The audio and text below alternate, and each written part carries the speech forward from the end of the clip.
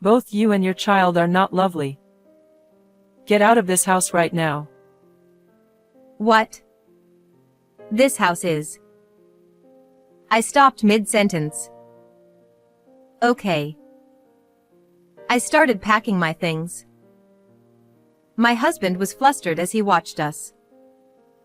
Wait. You don't have to leave. But your dear mother told me to leave.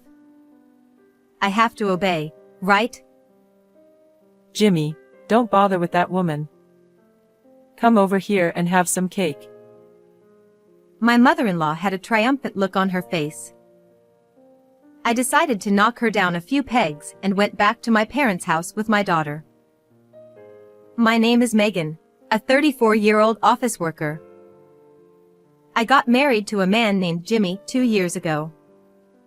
Jimmy and I met through a popular dating app, and after a year of dating, we became a married couple. Although Jimmy was unreliable sometimes, he was a very kind and thoughtful man. When we were dating, he would look up restaurants I wanted to try and plan our dates in advance. Even after we got married, when I was tired, he washed the dishes for me or brought home my favorite dessert. About a year into our marriage, we welcomed a beautiful daughter into our lives. My husband was actively involved in parenting, and I felt fortunate to have met such a wonderful husband. However, as expected, he's not perfect in every way. My husband does have some faults. Among them, the most significant fault is that he's a mama's boy. The first time I suspected that my husband might be a mama's boy was when it came to the taste of food. How is it? Delicious? It's alright, but I think my mom's was a bit richer. Wait, your mother?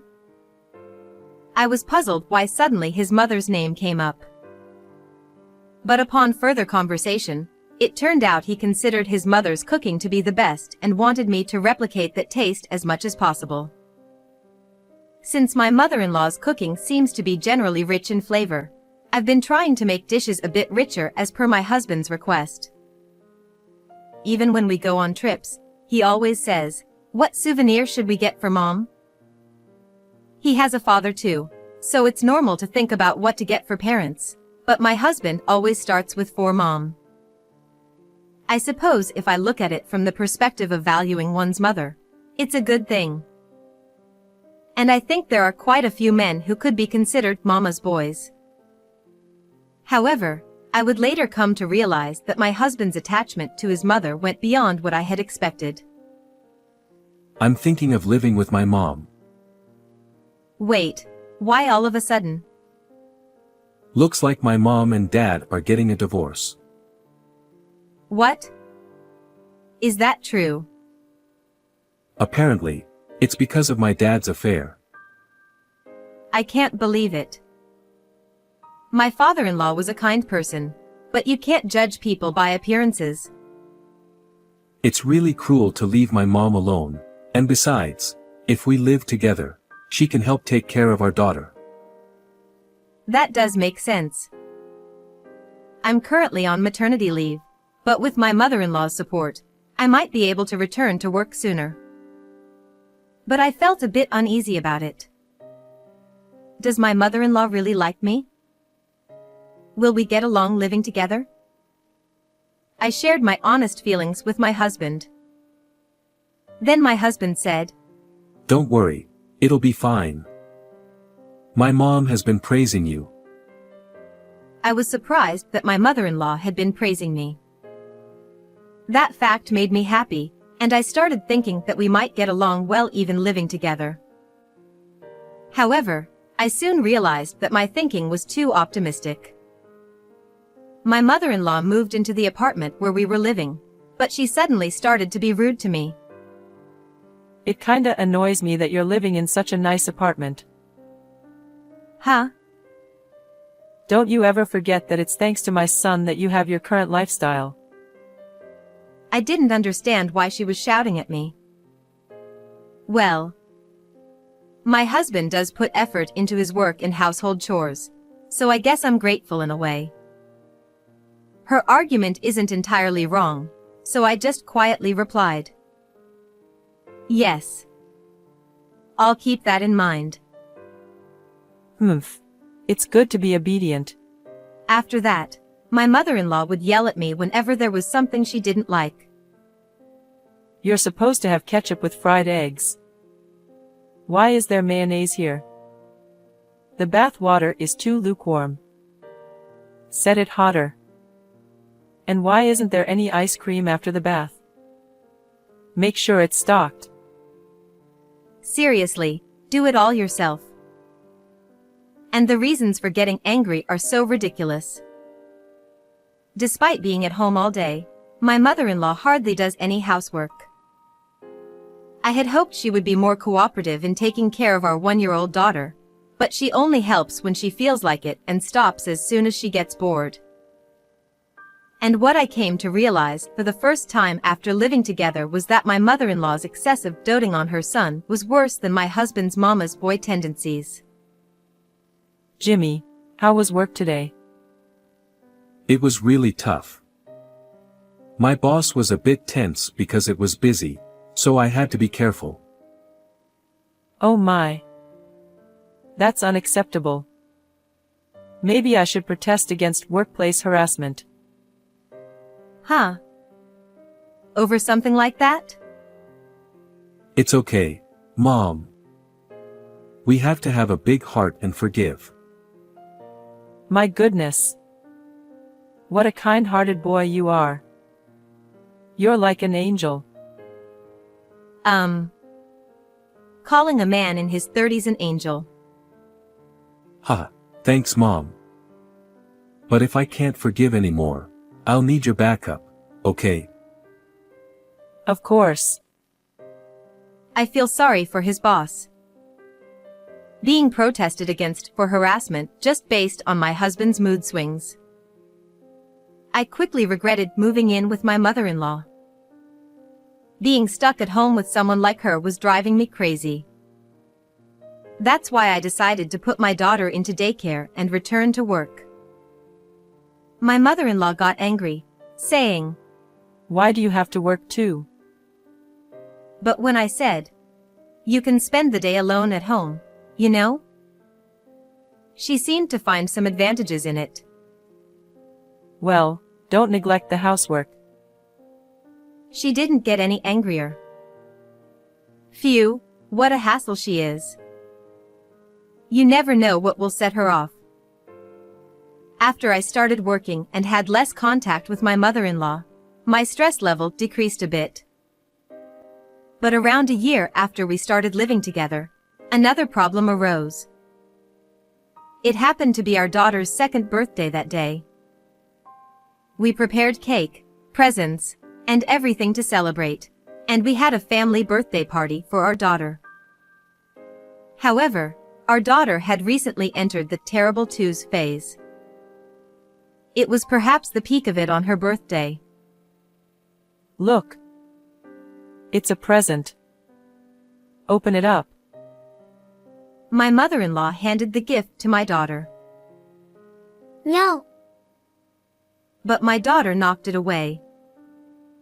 My mother-in-law was surprised, but she managed to hold herself back at that moment. Then, thinking that maybe the cake would work if the present didn't, my mother-in-law scooped up a bite of cake with a fork and tried to feed it to my daughter. Here you go. It's your favorite chocolate cake. No, I don't want it.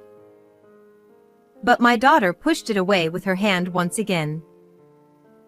Then, a bit of cream flipped and landed on my mother-in-law's forehead. That triggered her, who has a short temper, and she exploded in anger at my 2-year-old daughter. Will you cut it out?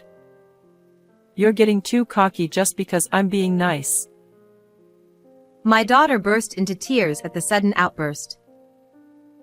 What are you doing? She's scared. I hurriedly pulled my daughter close to protect her. Shut up. She's such an unlovable grandchild. Then you're an immature grandmother. What did you say? Normally, adults don't use such words on a 2-year-old. Shut up. You're such an insolent daughter-in-law. Can't you control that mouth of yours? As we argued, my husband jumped in. Cut it out. Don't insult Mom. What? Are you taking your mother's side in this situation? Normally, you should take your own daughter's side, shouldn't you? You can make as many children as you want. But there's only one mom in this world. That's despicable. You're saying it as if it's some kind of profound quote, but it's garbage. Hey. Stop talking bad about Jimmy. You and your child are not lovable. Get out of this house right now. What? This house is. I stopped mid-sentence. Okay. I started packing my things. My husband was flustered as he watched us. Wait. You don't have to leave. But your dear mother told me to leave. I have to obey, right? Jimmy, don't bother with that woman. Come over here and have some cake. My mother-in-law had a triumphant look on her face. I decided to knock her down a few pegs and went back to my parents' house with my daughter. After that, my husband called me many times, but I ignored them. I proceeded with various preparations and sent the divorce papers to him. It seemed my husband also filled them out and sent them back to me. I promptly submitted them to the city hall. Then, I called my ex-husband. Hello. I submitted the divorce papers, so thanks for filling them out. Ah, so it's okay, it's fine for me and Mom to keep living in this house, right? Since you are the one who decided to leave here with our daughter. Fine by me, as long as you pay the rent properly. Ha, well, of course I will.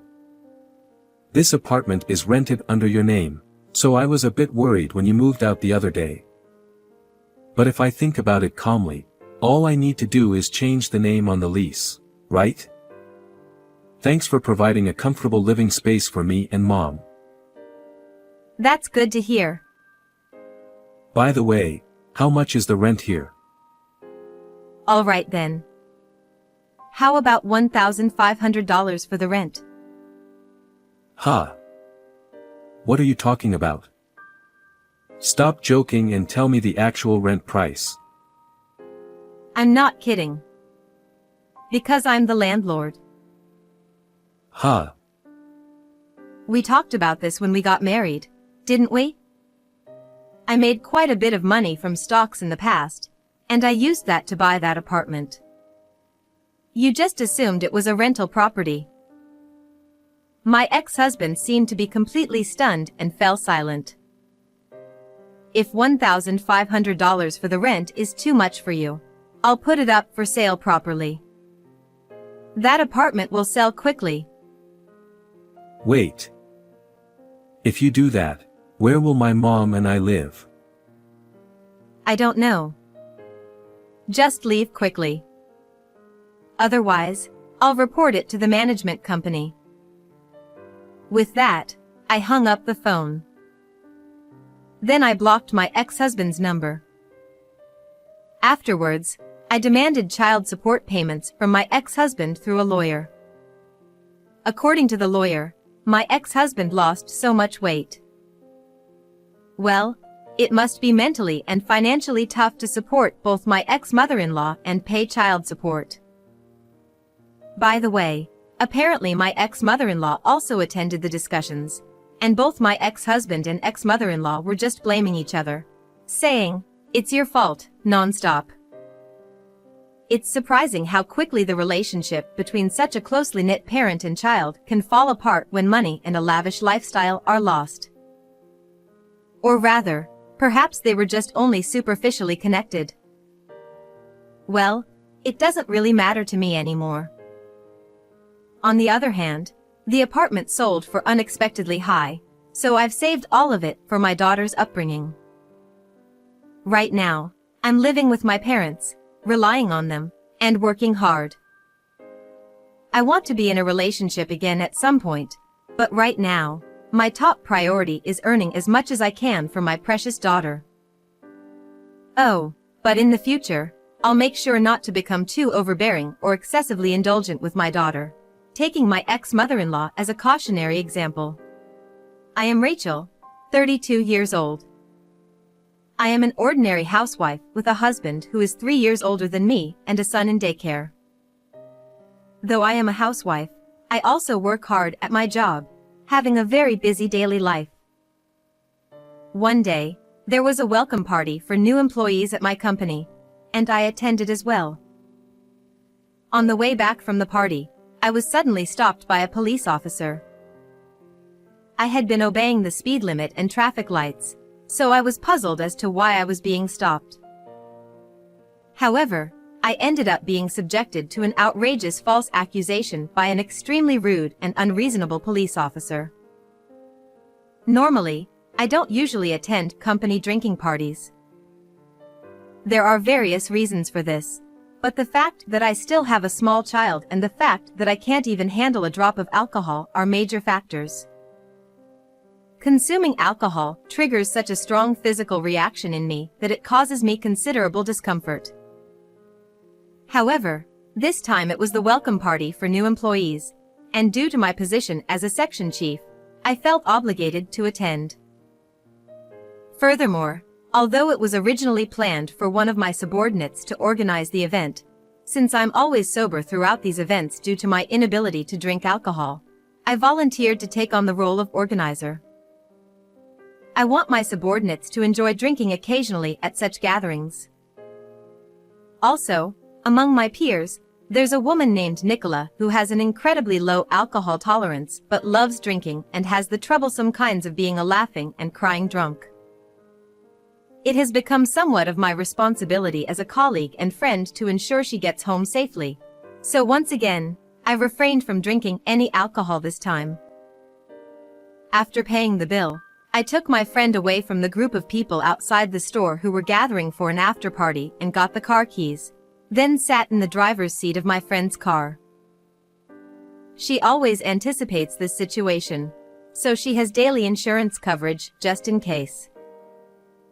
Even if I were to cause an accident, everything would be okay, as she's fully prepared. Driving carefully in my friend's car, especially since it's a luxury vehicle, I headed towards my friend's house. While waiting at a traffic light, I witnessed a certain scene. Several police officers were surrounding a man lying on the ground in front of a pub, trying to communicate with him. Every company seems to be having welcome parties at this time of year, huh? Really, hats off to them.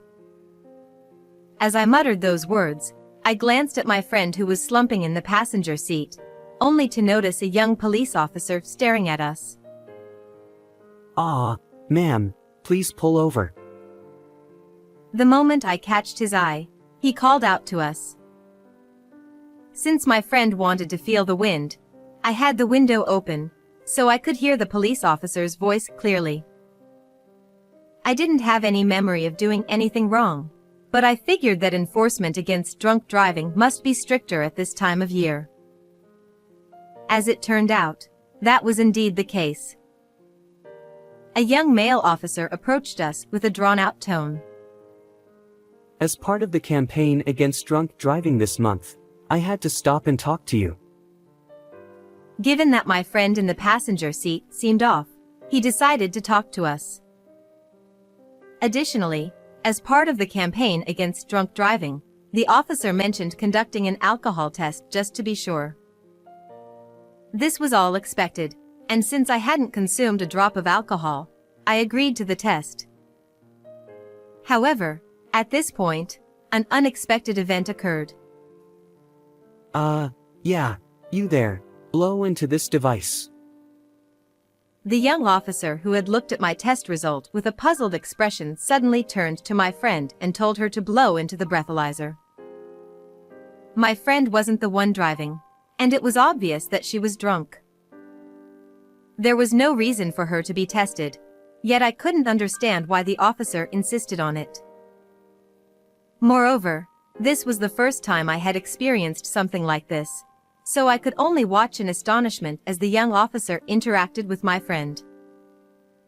Without understanding the situation, my friend, who was completely out of focus, obediently blew into the device, resulting in a reading of over 0.25 milligrams on the breathalyzer, as expected.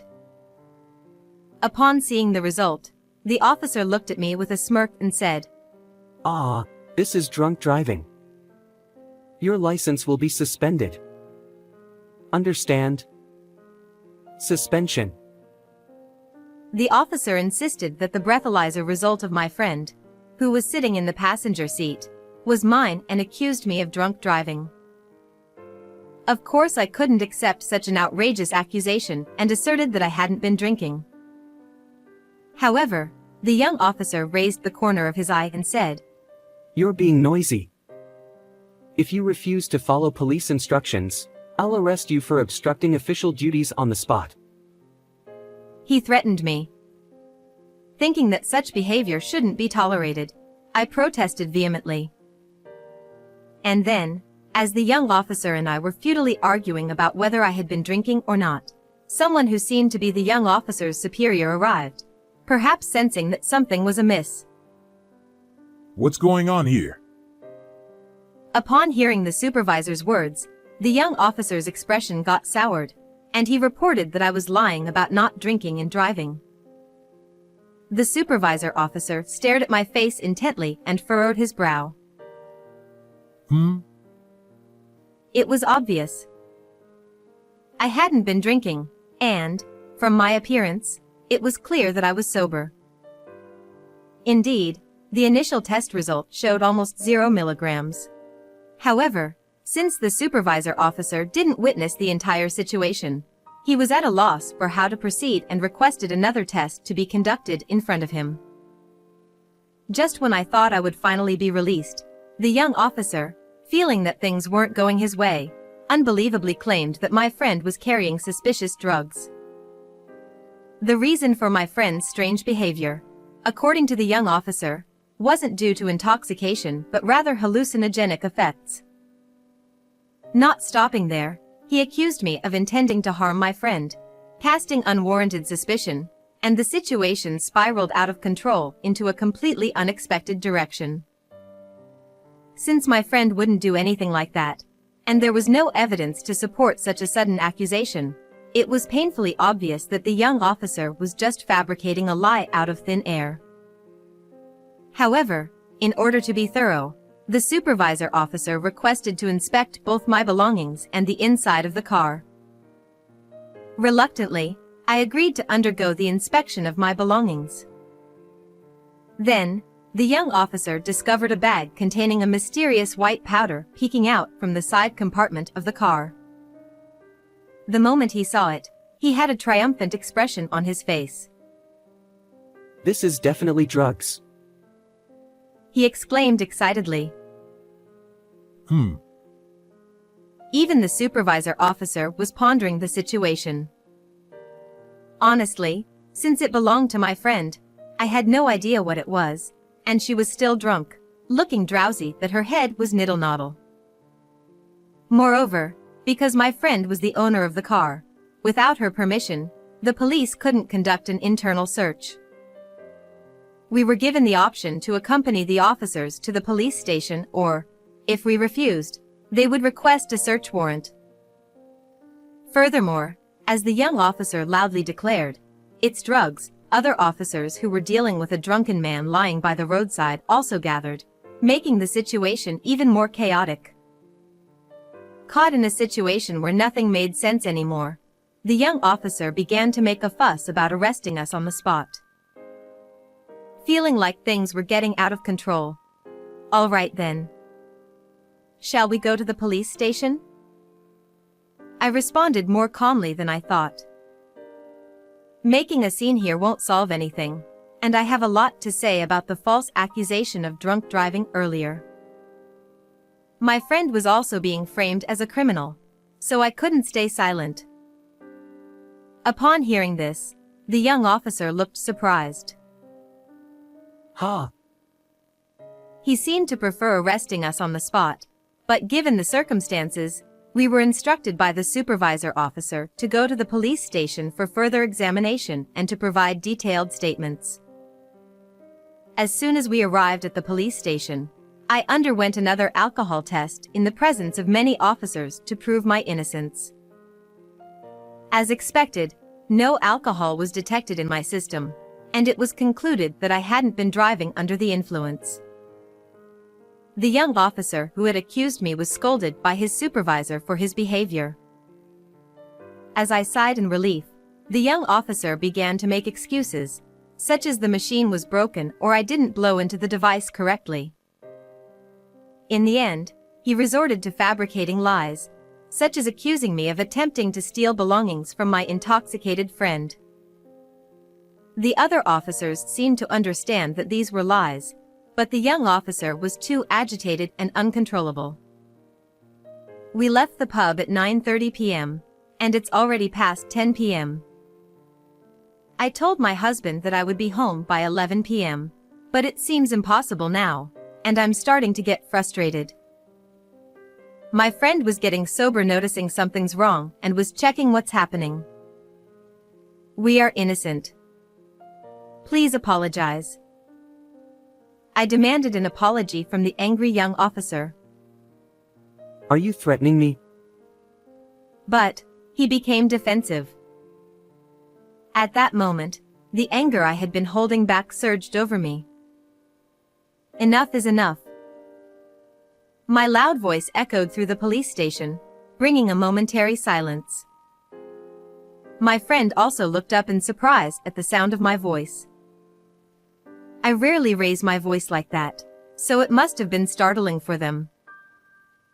Even when my subordinates make big mistakes, I've never shouted like this before.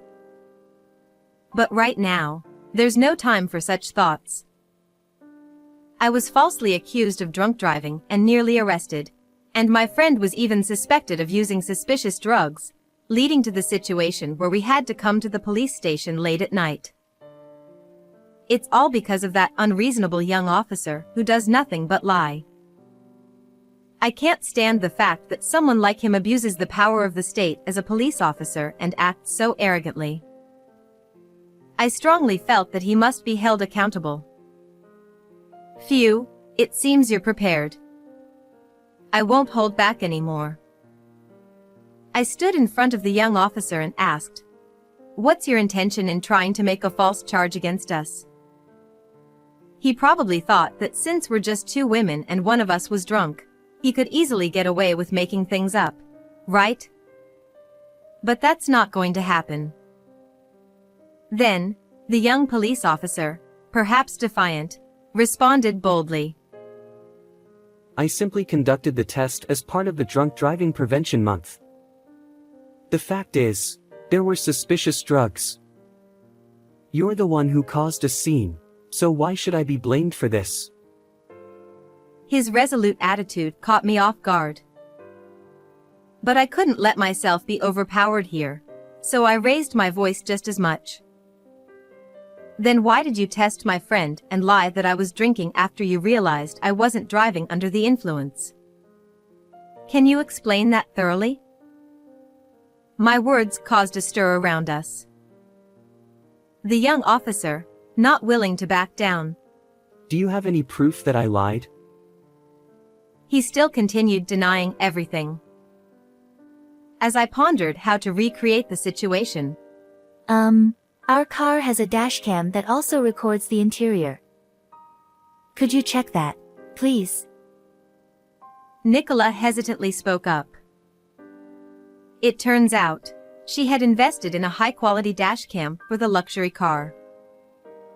She chose such a product not only for security but also to capture any incidents that might occur inside the car. She believed this could serve as evidence.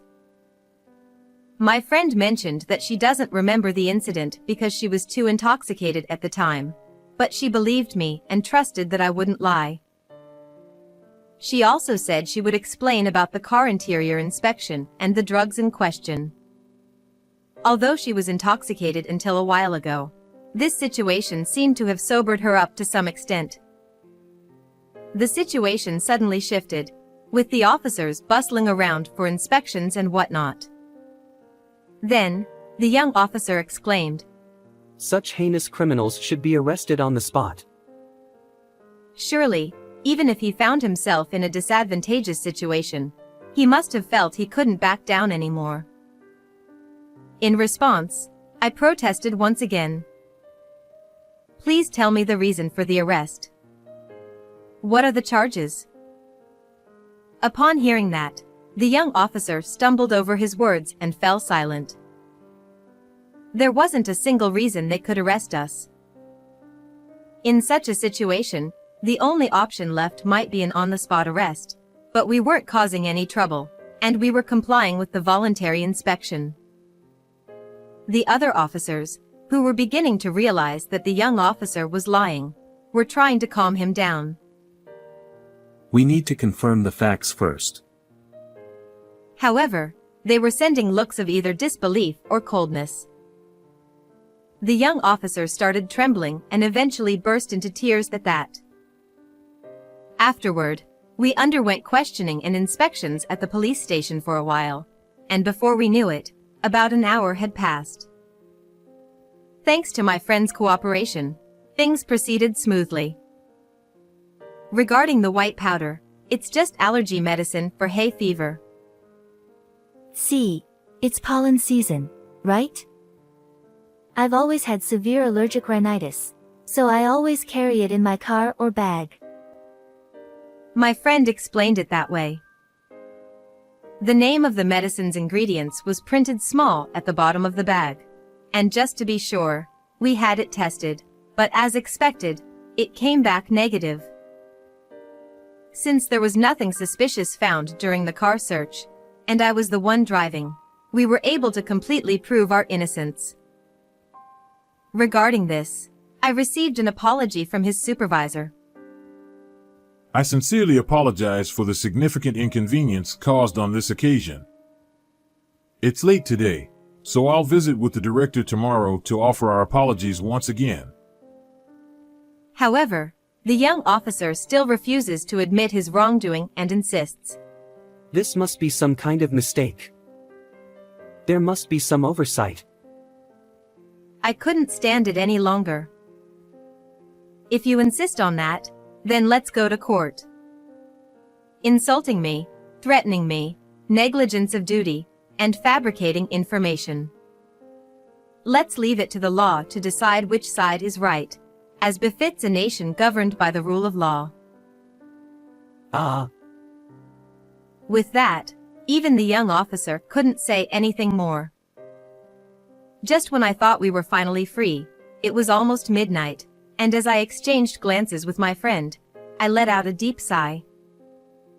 While my friend hadn't completely sobered up yet, I was helping them back to the car when that young officer came running after us and called out. I turned around, thinking he had more complaints, but to my surprise, his face had turned pale. I heard from those who interviewed you. Is your husband a lawyer?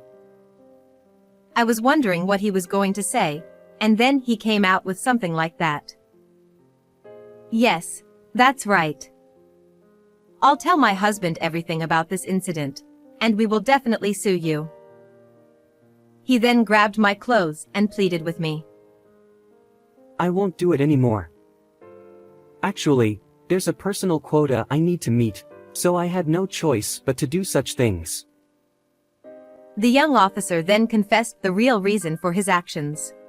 It's infuriating to think that we were detained for nearly 2 hours for such a ridiculous reason. I couldn't care less about your quota. What's more concerning is the fact that the police are causing trouble for innocent civilians and even fabricating charges. What's going on here? I raised my voice and pushed away the young officer's hand. I thought I might be accused of obstructing official duties, but given the circumstances, the young officer, on the verge of tears, remained silent and looked down. Ignoring the young officer, we turned on our heels and drove away. Afterward, senior officials from the police station came to apologize to us, but I made it clear that my intention to pursue legal action against that young officer hadn't changed. I don't really want to say it, but the police tend to be lenient with disciplinary actions against their own, so I didn't want them to settle for just a slap on the wrist. So, I decided to file a civil lawsuit with the help of a lawyer acquaintance of my husband. While it's possible to file an administrative lawsuit, there's a higher chance of it being dismissed, so we were advised that a civil lawsuit would have better prospects for success.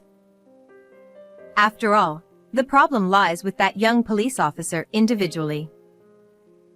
I was able to sue that young police officer for insult and intimidation against me, and successfully claim compensation. Although disciplinary action was taken in this case, the young police officer resigned voluntarily. As for me, I hadn't mentioned this matter to anyone outside my family. Rachel stood up to the police and it was amazing. But my friend, Nicola, made a big deal out of it and the story became the talk of the office. It seems that until now, I was perceived as an unapproachable, career-driven female manager, but thanks to this incident, I've noticed an increase in people approaching me, and now I have a good relationship with many of my subordinates. Furthermore, I've succeeded in securing major deals and have been promoted. Thanks to that, I was able to take a long vacation, so I'm planning a long-awaited trip to Italy with my family. I've had enough of such false accusations, but I intend to continue living true to myself from now on. Well then, everyone, take care.